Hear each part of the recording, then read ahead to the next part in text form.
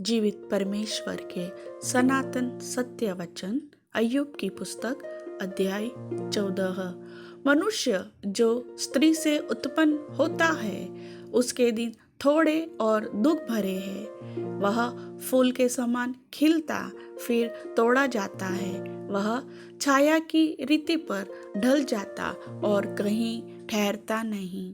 फिर क्या तू ऐसे पर दृष्टि लगाता है?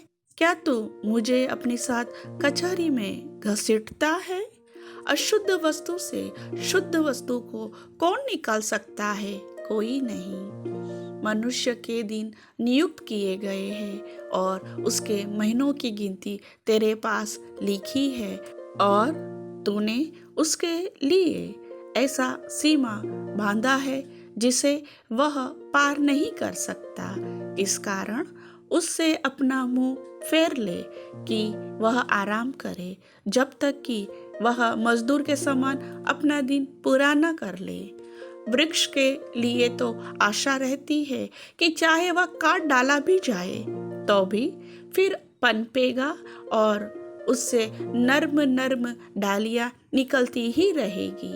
चाहे उसकी जड़ भूमि में पुरानी भी हो जाए और उसका ठूंठ मिट्टी में सूख भी जाए तो भी वर्षा की गंध पाकर वह फिर पनपेगा और पौधे के समान उससे शाखाएं फूटेगी।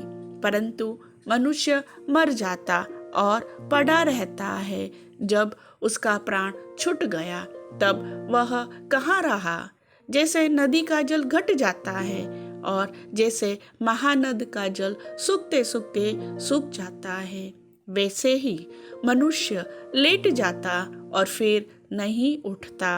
जब तक आकाश बना रहेगा तब तक वह न जागेगा और न उसकी नींद टूटेगी।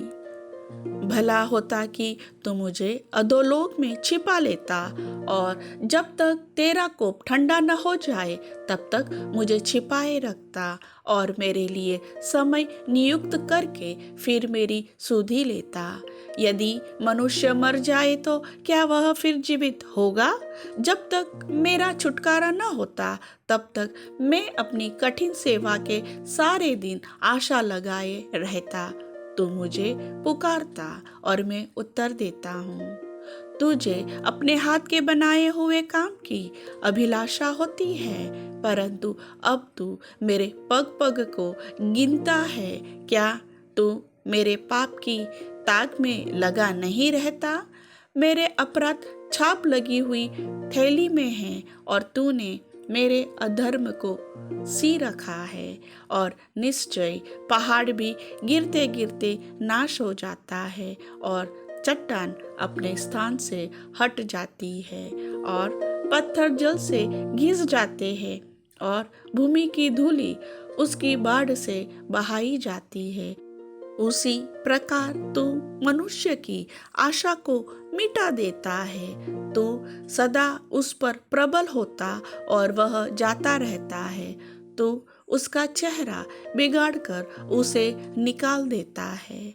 उसके पुत्रों की बड़ाई होती है और यह उसे नहीं सूझता और उनकी घटी होती है, परंतु वह उनका हाल नहीं जानता।